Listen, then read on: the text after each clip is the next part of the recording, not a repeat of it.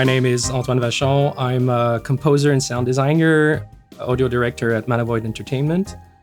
I was raised in a musical family and started playing piano when I was a child. I was always a big gamer too, so very young, I guess I knew already that this is what I wanted to do, make music for video games. I was always a big RPG fan too, so Rainbow Billy, The Curse of the Leviathan really falls into my taste, and it's just been such a pleasure to work on this. When they approached me, they showed me an early prototype that they had, which was one of the first levels, the Dino Island. And they told me they needed one song that had kind of a Jurassic feel. They sent me a few references, namely La Bolduc, which is a famous old Quebec singer here.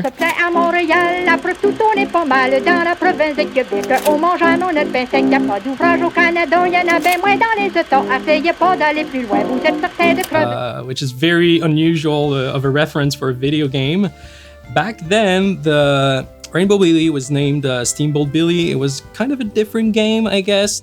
It had somewhat more of an old school look, and we wanted a bit more of that, and then we had to change and adjust. But a lot of the melodies and a lot of the creation we made back then kind of stayed and evolved. And I guess that was the first song I wrote. Then we had like a battle theme, and then the boat theme, and that's where I started identifying the boat called Friendship is where you have all your creatures and your friends that reside in it, and that's where I kind of nailed the friendship theme that is recurrent throughout the game.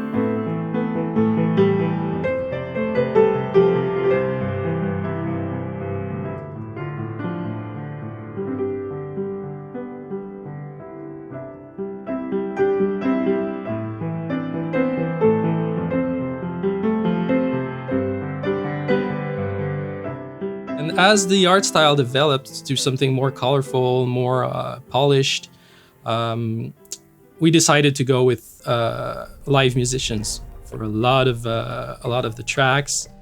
One of them is named Sheena Ko. She's a local musician here in Montreal, keyboardist, singer. She has a solo career. She plays with Best Nerd Lakes and a bunch of bands. As the pandemic began, we started talking. Her shows got all canceled, and she suddenly found herself with a lot of free time. So we said, hey, let's do music together. We just brought all of our synthesizers together and just made awesome synth music. And so it worked super well because that's what we love, is we love synthesizers. We had a really cool collection of both retro to modern synthesizers, just a room full. And we were like two kids just playing, and it was super fun, because that's just it. The pandemic shut down all my other work, and so I was able to just have fun composing music for a change. The songs really flowed naturally, it was really easy to compose together, and I hope we get to do it again. I think every single musician that we had play on the soundtrack are all phenomenal musicians, and so all of them were at home during the lockdown, and it was really cool to be like, hey, do you want to play drums on these tracks, or do you want to play trumpet on this track? And they're at home without work, and so they were able to do some work from home. And we got Laura and Travia on flute, Kristen Nigus on a bunch of different woodwinds. She chose a lot of ethnic woodwinds or weird recorders that have this very pure and childish sound that fit very well with the world of Rainbow Billy. We got Mark Bassett on cello. We've got Romy Allaire, who composed one of the songs in the game, because I thought her style of music just fits so well with the dreamy side of Rainbow Billy. We've got Kevin Warren on drums, who did a wonderful job on the battle themes, and many other wonderful musicians that just helped create the music universe.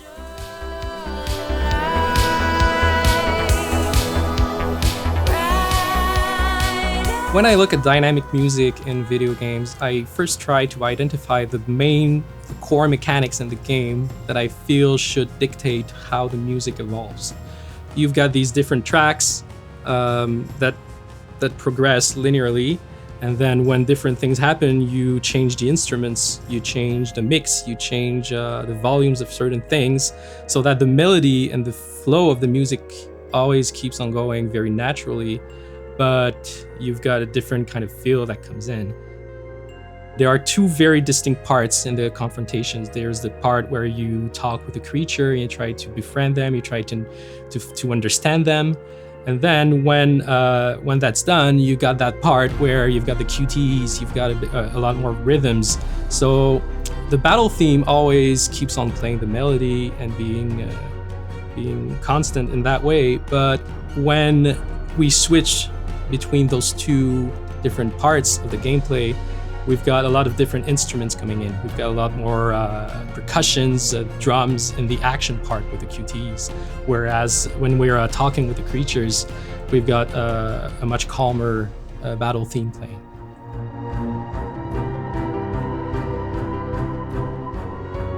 We wanted to use a lot of unusual instruments for Rainbow Billy to kind of find its a very special color for the soundtrack of the game. One of those instruments is the omnichord, which is an instrument from the 80s, I believe. It's an electronic instrument.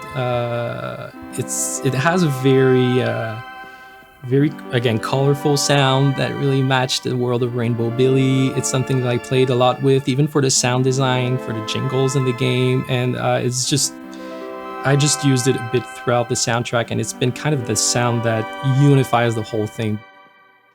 It's been such a pleasure to explore different genres of music that I don't always. Some of them I had never composed in those genres before, and it was with my partners, with Leandre, a clay composer at the Indie Asylum, with Sheena, with Laura, with Antoine at the bass. We just created all those different kind of genres and different mini musical worlds in the game. I really hope players will have fun discovering all the surprises there are.